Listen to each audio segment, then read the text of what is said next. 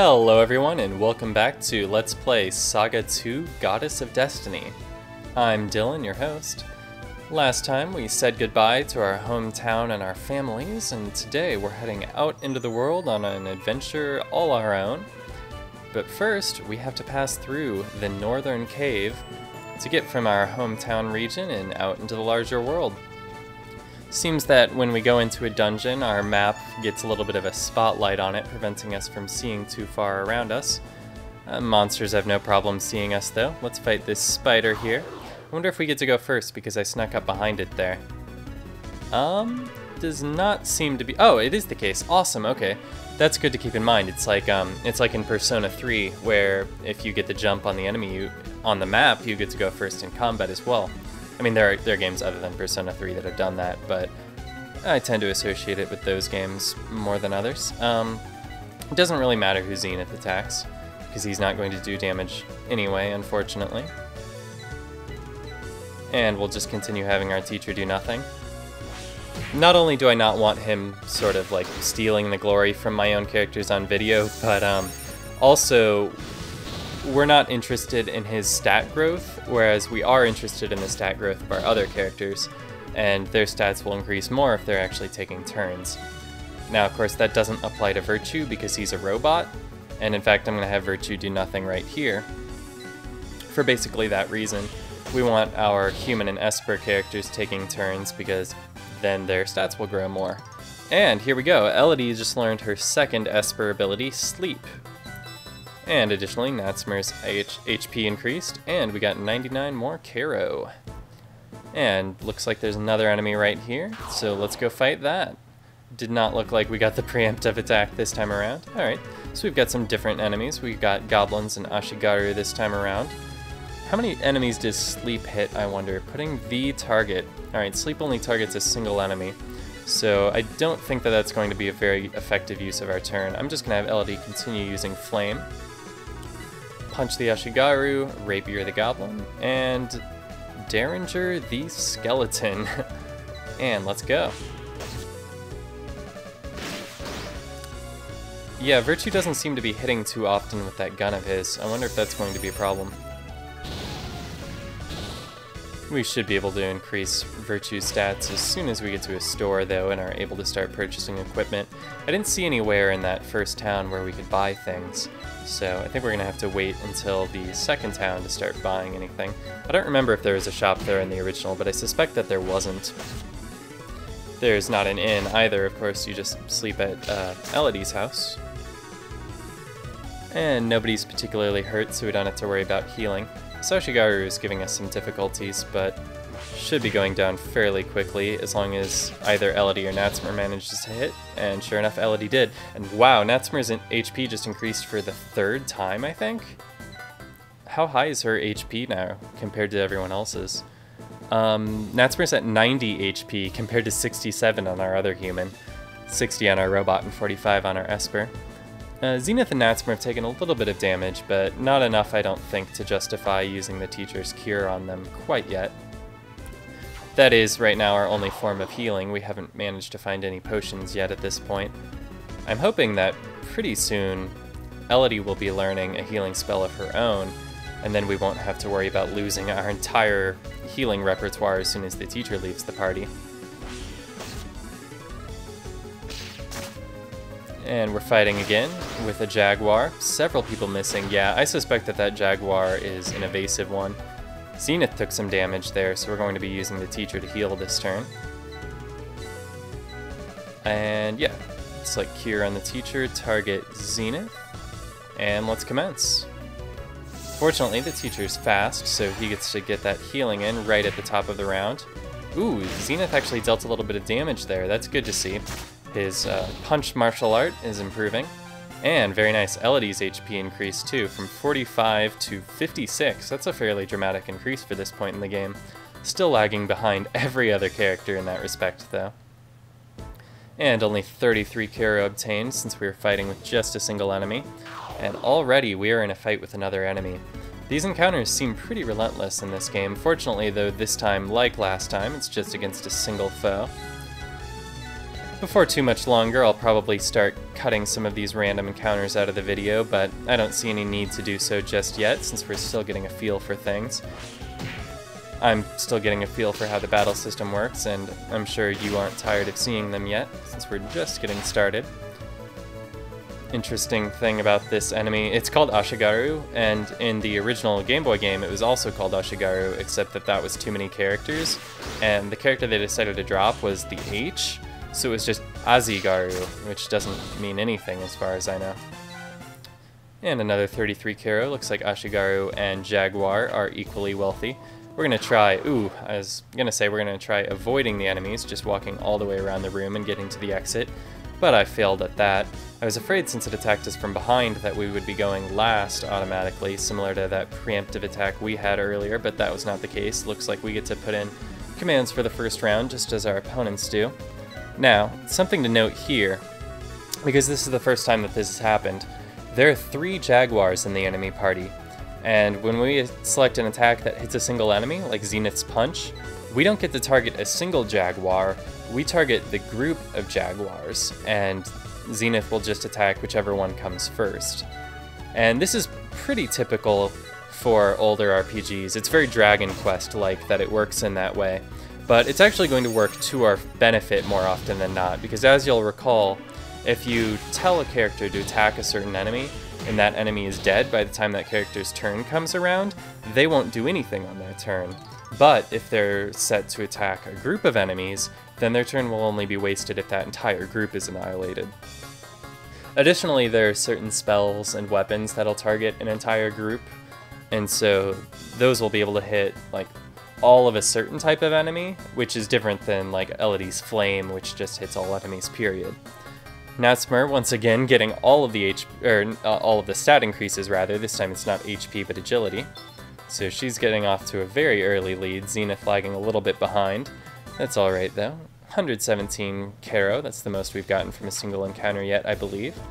And let's head over here to the next room of the North Cave.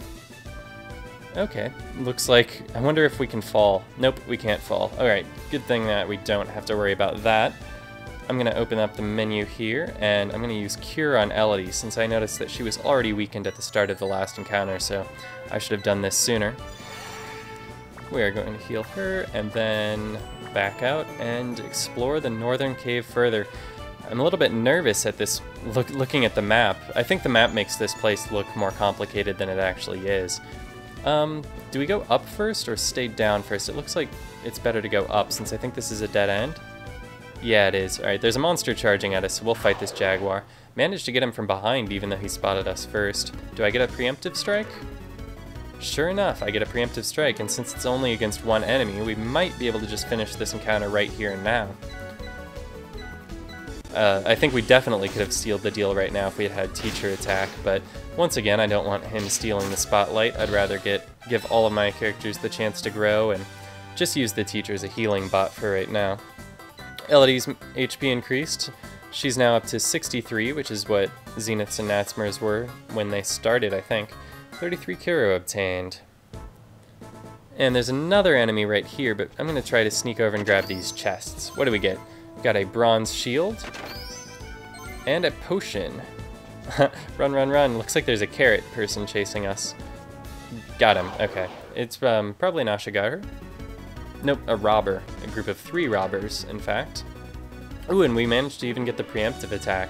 So it looks like the winning strategy here is to run away from enemies, get far enough out of the enemy's area that they forget about you, and then attack them yourself, because you can really get the jump that way. And same sort of commands we're used to. We're using Rapier, Flame, Punch, and Derringer.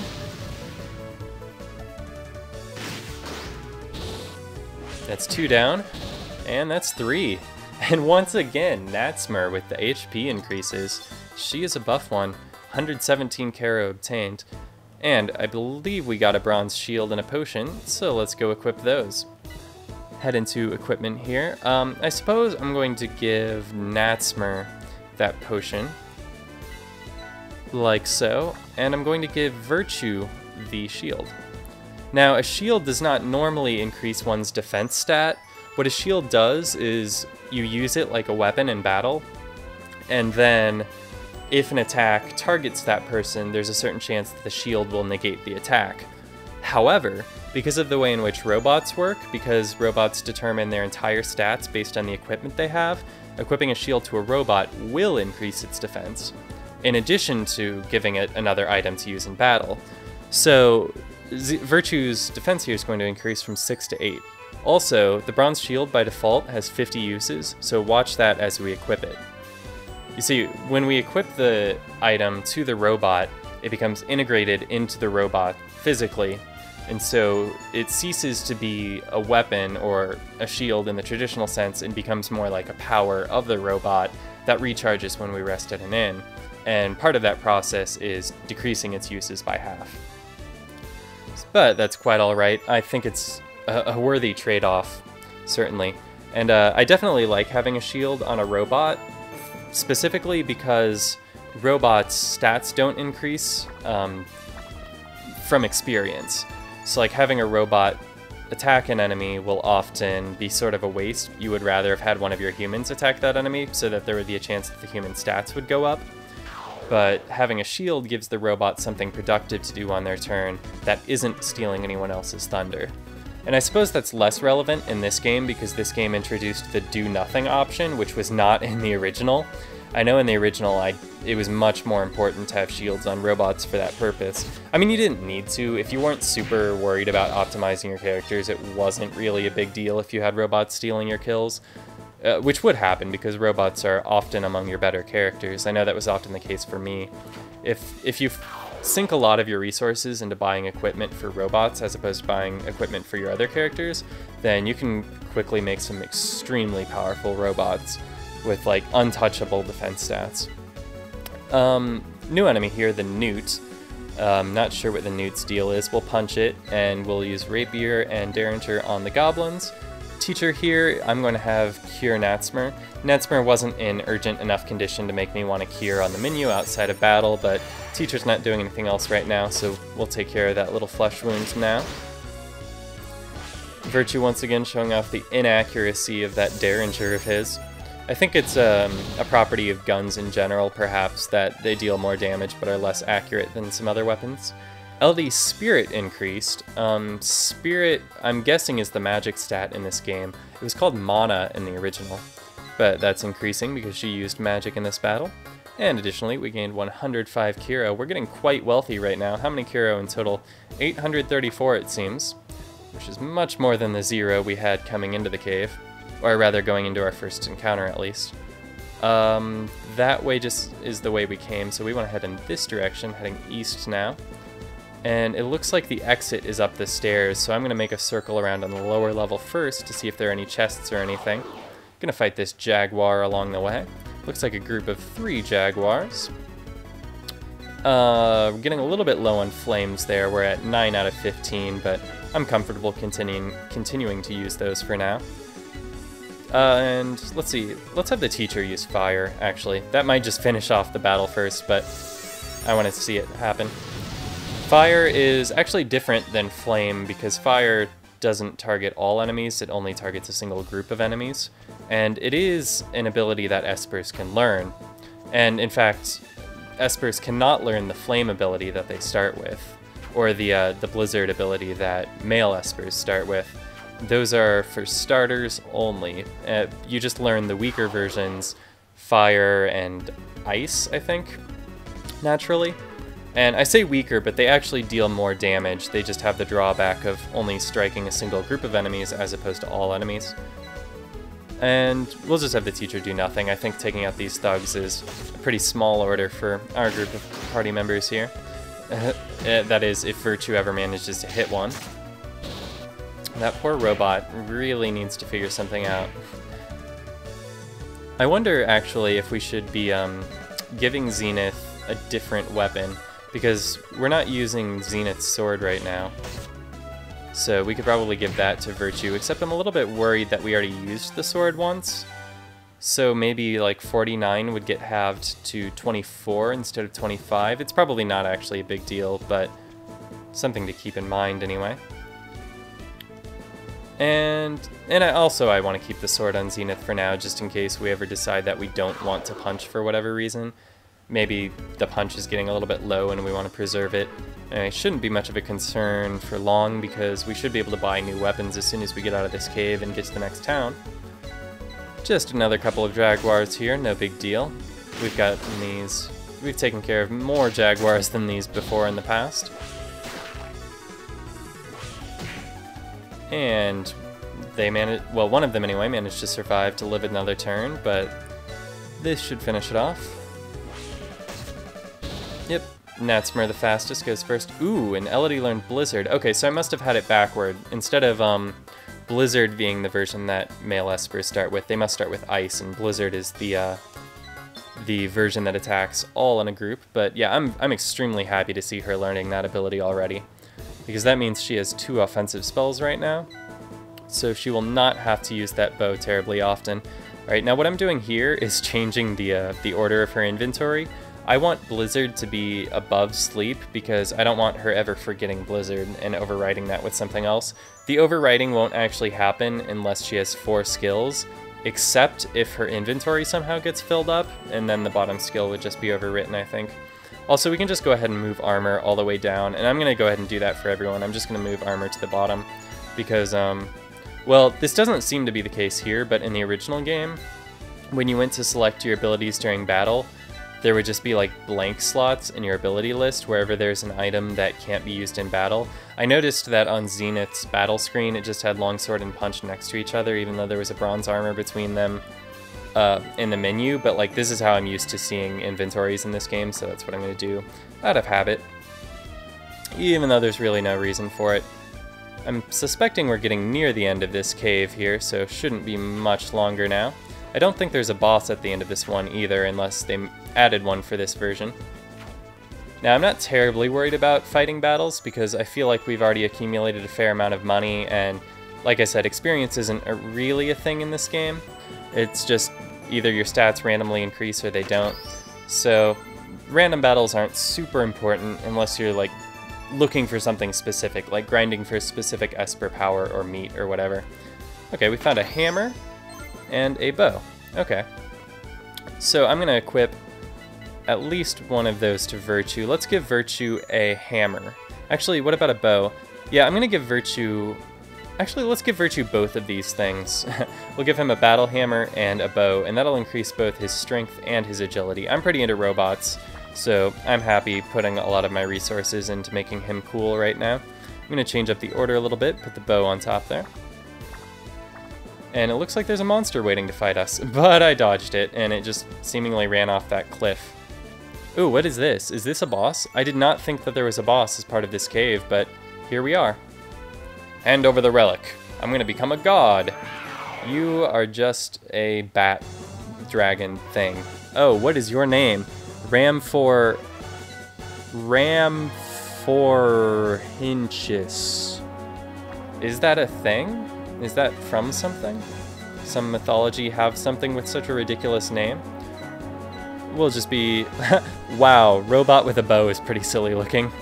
Oh man, robot with a hammer is terrifying looking though. We're gonna smash that beast. I wonder if I can get away with Teacher not fighting in this battle. I just kind of feel like doing it on my own, so I'll have him heal Natsmer. Not that she needs it. Her HP is so ridiculous right now. She's already in the triple digits for max HP. Alright, 10 damage from Battle Hammer, not too bad.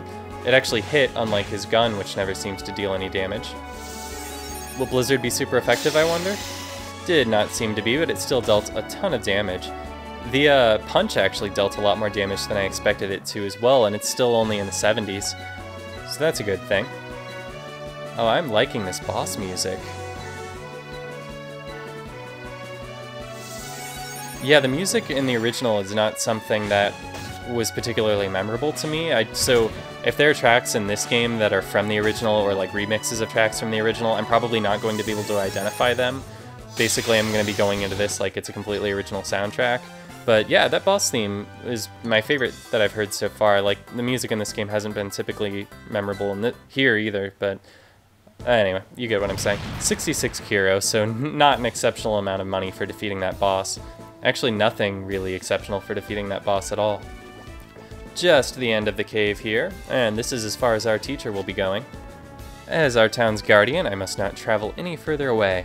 Look for my student in town if you need guidance. Finally, examine the bang on your way to Outset Town, and surely something will happen. Ooh, Outset Town. That's almost like Outset Island from Wind Waker. Yes, thanks for everything. I'll return with my dad. Bye, teacher. And I think that's all the time we have today. Thanks a lot for watching, and I will see you again next time.